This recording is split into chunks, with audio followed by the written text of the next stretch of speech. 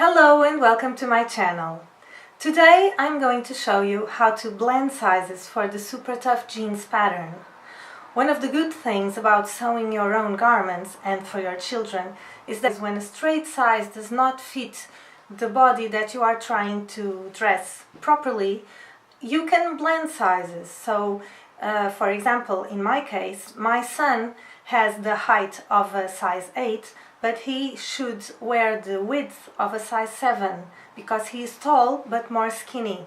So today I'm going to show you how to sew the Super Tough jeans with the height of the size 8, not just the inseam but the total height including the body rise of the size 8, but using the width of a size 7. So let's grab a pencil and a ruler. A patchwork ruler is perfect for this, and your pattern pieces. So this is the second page of the pattern instructions of the Super Tough jeans. We have the line drawings and the fabrics and the sizing.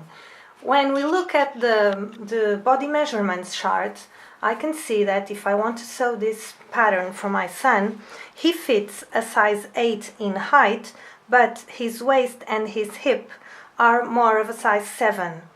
His inseam, although, is in the middle of a size 7 and a size 8. So if I just sew him a straight size 8, his jeans will not be a slim fit. It will fit him a bit wider and in the hips and in the waist.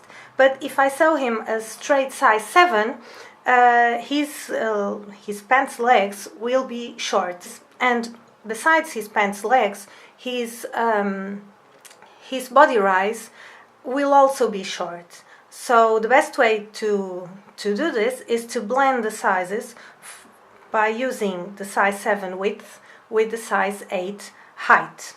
So let me show you how to do this on your pattern pieces. The first thing that you want to do before you start printing your pattern is to print the page that has the test squares. This square should measure 1 inch, and it does, and this one should measure 4 centimeters, and it does. So now you can go ahead and print all your pattern pieces.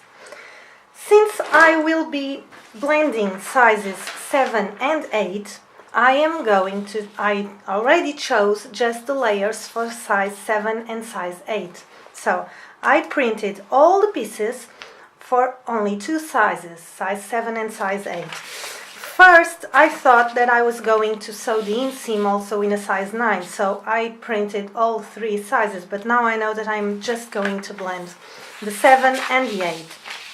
And how are we going to do this? We are going to take all the pieces one by one, and we are going to mix these sizes and draw a new line for each pattern piece. Let me show you. For example, let's start with the back yoke. So I want to use the total height of the size 8, so I'm going to do the height, choose the height by the pink line in this case, but I want to do the width of the size 7. So I'm going to draw a new line here on top of the size 7, but going to the size 8. So this will be my new yoke. It will be a 7 of width with an 8 of height. In this case, for the back yoke, this is pretty simple, right? But this is my new piece. Okay, so let's move on to another piece. Let's go to the front pocket facing. Okay, so let me show you. The front pocket facing. So I know that I want to use the size 7 width here, and I'm going to extend it to the 8 in height. So I know that I'm going to use this one here. And on top, both pieces are already aligned on the top.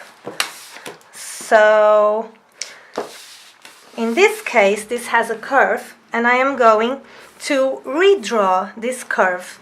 Perhaps you can use a curve ruler, a French curve, or you can use just this square, you will be fine. Or you can just go ahead and freehand it like this. So what it matters is that you will obtain a curve here, okay? You can use a French curve, remember? Or you can just do it like this. You can start with a pencil so that you correct your lines. And after that, you can draw on top of it with a Sharpie, okay? So this is my new line, okay? Size 7 width with a size 8 height. So the front pocket facing is done. Now for the waistband.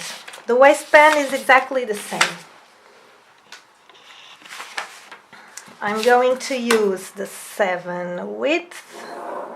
This is also pretty easy with the 8 here of height. There. Now for another piece, the fly extension. Okay. When you have curves, this can be a little trickier, but not in this case actually, because the fly piece, the fly extension is already aligned on top and on the left side. So you just need to use this, the size 8 curve, and then when you get here, you will redraw this by the 7 width. Okay, there you have it, your new piece. One more. Oh, pockets, great. These are the trickiest, the pockets. So, never mind this. This was one of my first drafts for the pattern, so just don't mind it at all. Okay, so how are you going to do this? We know that we want to use this width here, okay? Yeah, this width. We also know that we want to use this width here. And this will be the top. And this is already aligned to the left. We're going to draw, so I hope you can see it. We know that we are going to use, look at me drawing a curve using a square, right? You just draw it like this.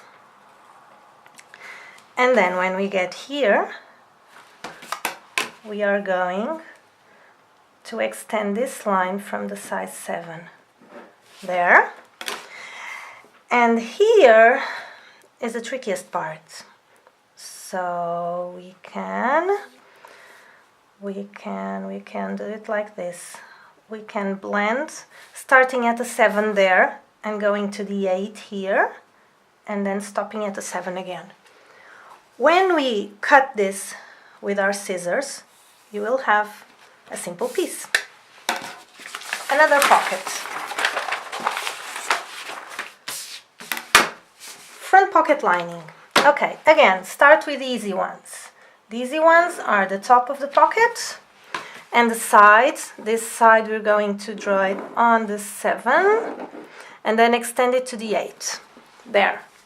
Over there it's already extended to the 8. Now I know that I'm going to extend this piece until here, and here this one is actually quite easy. Look at this. This one is already done. There. This one was quite easy. Let me see. More pieces. Where's the coin pocket? I don't seem to have printed the coin pocket. I think I forgot about it. Never mind. You should do exactly the same as with this front pocket facing. It's exactly the same procedure. For the back pocket, the back patch pocket, the difference is really little. Let me show you. We can, once again, use the size 7, align on top, extend it to the 8, size 7 on this side, let me see if I can show you, size 7 on this side, extend it to size 8, on top this will be exactly the same line, and here you can draw it on the 8. Okay? You can do this like this, and there you have it. And now for the larger pieces, the front. Sorry, my ruler just fell. Oh, here is the coin pocket. Look, there it is.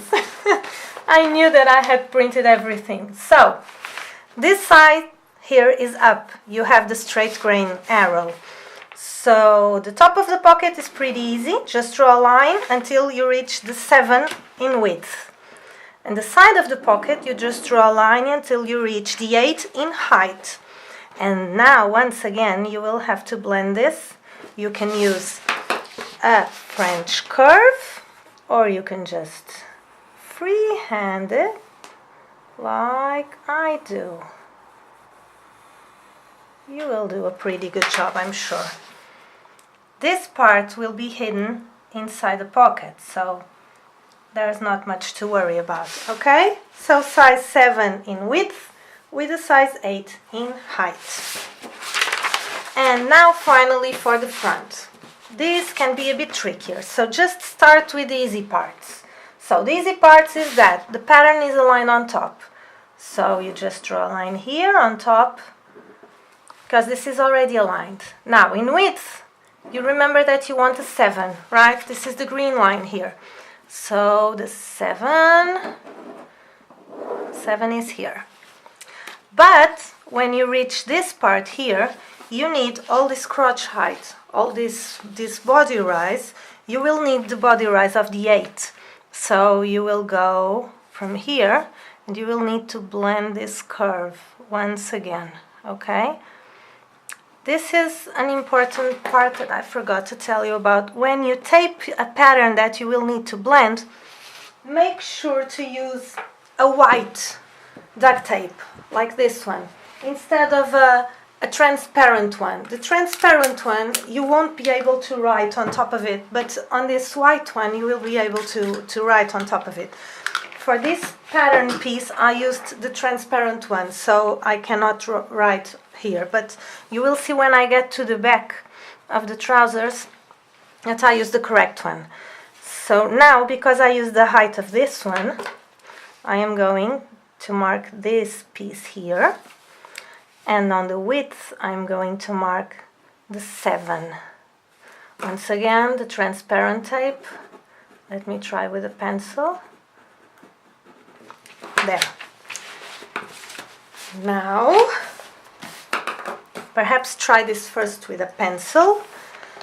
We will need to have this width here, but with this total height.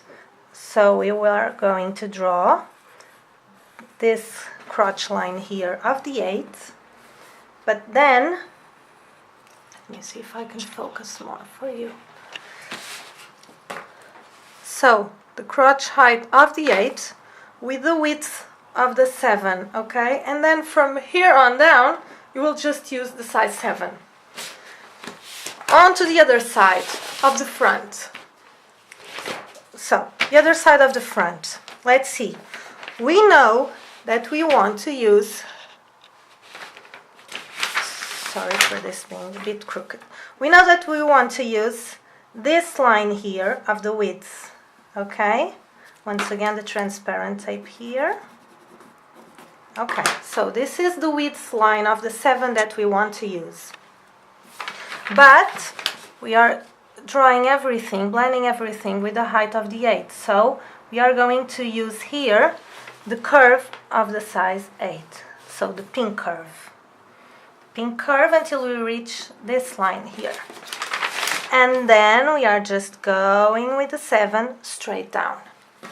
Okay. When we get to the knee line, to the knee patch placement, or to the shorts cutting line, because we are using the height of the size 8, we are going to use the line of the size 8. So place your knee patch here on the size 8. Oh, lots of transparent duct tape here that I can't write on top of. Okay, so this is going to be the size 8. And when we get to the bottom of the trousers, if it's just one size up or one size down that you are blending, the difference here from the 7 to the 8, it's minimal in the width. So we can just go ahead and extend this line of the 7 until the height of the width. But, for example, in this case, I had also printed a size 9. If my son was really taller and skinnier, if I needed to use the width of the 7 with the height of the 9, I would just cut my pattern piece right here at the 7 line, and then I would use the short cutting line to extend the pattern. I would cut here and separate these two pieces and add the height that I needed on the inseam right here, so that I wouldn't lose all this drawing here. Okay, so this is the front piece, so we have extended this to the 8 right here. Now let's move on to the back of the trousers. In this case, I used the white duct tape, so I will be able to write on top of this one. Okay, starting with the easiest line of all, which is the top line. Okay, so drawing a line from size 7 on one side on top of the white duct tape to the size 7 on the other side. Do you see how I was able to draw on top of that duct tape? Let me see. White duct tape to tape together pattern pieces that you are going to need to blend. Now, again, with your pencil, so that you can correct everything, we are going to use this width here of the 7 with this height here of the 8. So this is our turning point. Okay, so now blend this like this, starting with the 8 here and then going to the 7. Do you see how I'm doing this? And this curve here is pretty nice. Okay, so you can see how let me see if I can focus more. I started drawing here on the size 8, and then here I just blended it to the size 7. This is the 7 and this is the 8. Okay, so I have one smooth curve. On the side, it's just exactly the same. Size 7 all the way down, and watch me, right on top of this white duct tape. There you go. On the other side, it's exactly the same. We just use the size 7 width and go straight down from here and use the size 7 line. If you needed to blend the inseam of very different sizes, you would use this short cutting line to separate the pieces and add the height here. But in this case, we are just adding 2 sizes. We are just blending 2 sizes. So this difference is really quite minimal.